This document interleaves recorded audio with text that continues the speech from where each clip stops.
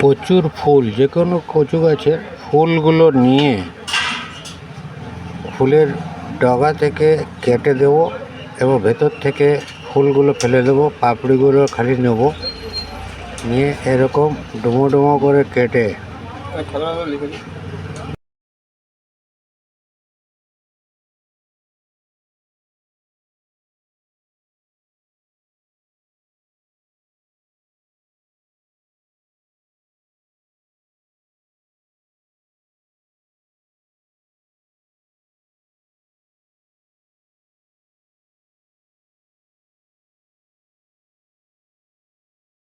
জল দিয়ে ভালো করে ধুয়ে নিয়ে নুন হলুদ দিয়ে একটু সেদ্ধ করে নিয়েছি।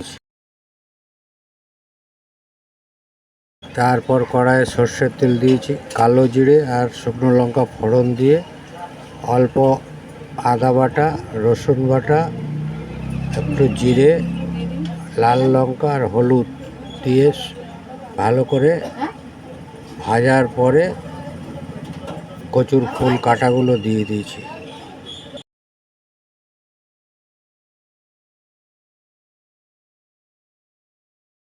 ফুলগুলো ভালো করে ভেজে নিয়েছি, ভেজে নামিয়ে নিয়ে একটু লেবুর রস দিয়ে দিয়েছি, দিয়ে গরম ভাতের সঙ্গে খেতে খুব সুন্দর লাগছে।